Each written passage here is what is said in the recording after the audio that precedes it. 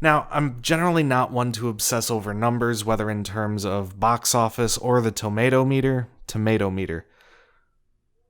Tomatometer. Meter. Meter. Fuck if I know. Yuhara casually mentions the connection to Sarah's mother. You're saying that too hesitant. Godzilla reappears soon after, leading to a disastrous first confrontation with...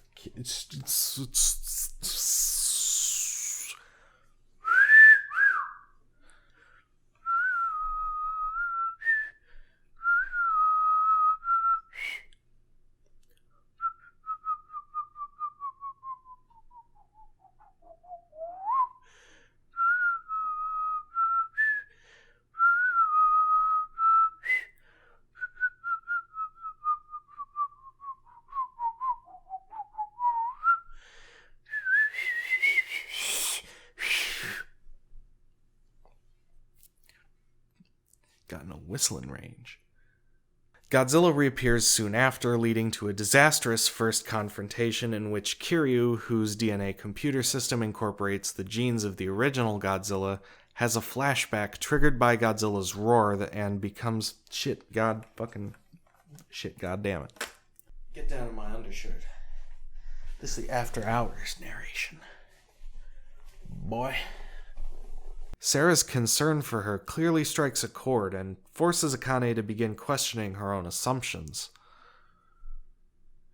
One of those was probably usable. Sarah stops Akane on the way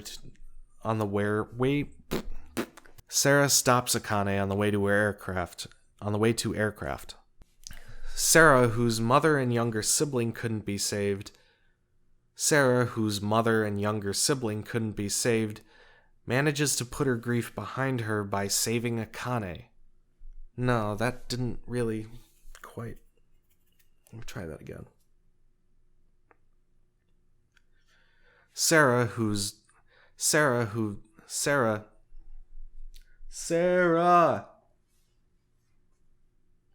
How many Sarahs do you think are on this island? Yuhara fails a few times to... That's completely the wrong fucking line. It's one of the most excellent It's one of the most excellent human stories in the entire history of the Godzilla series.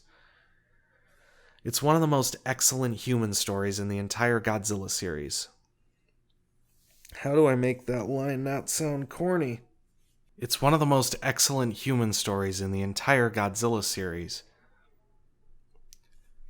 Jesus, amazing what a little fucking beverage will do for your voice.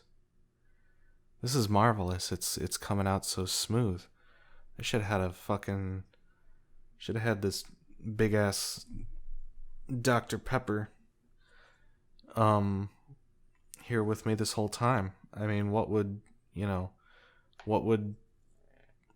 World Pictures say if they knew I'd just gone and done like an hour of recording without the out of the ordinary, without Dr. Pepper?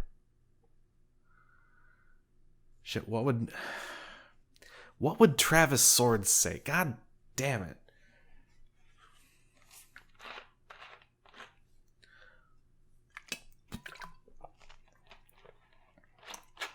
I'm gonna have to do an outtake reel of this one.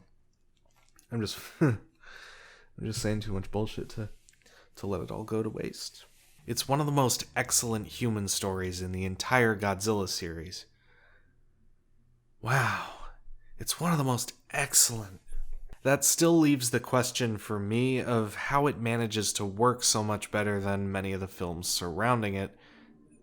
Oh, fucking plane flying overhead. Just when I'm moving on. Just when I'm hitting my... You threw off my groove.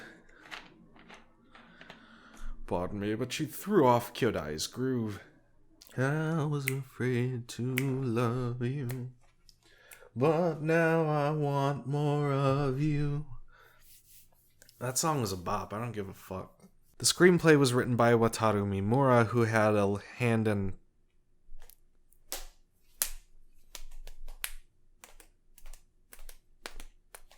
Maybe one day I'll have a hand in a narration That's like good on the first take.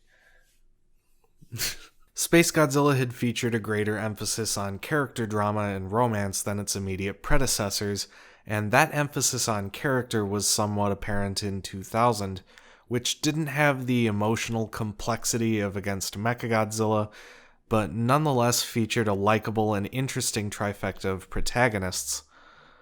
Trifecta trio. Just say trio. Godzilla vs. Megaguirus. Megaguilus. Meganguinus. Megangarus. Boy howdy. Okay. But this doesn't really go anywhere either. Not that there's much to examine anyway. The protagonist's motivation in this one is simply avenging her commanding officer. Mako Mori test failed. Woof. That's rough, buddy. And of course, Yumiko Shaku turns in a great performance as Akane. I keep hitting that last word like weird. Boy, I'll tell you what. God dang it.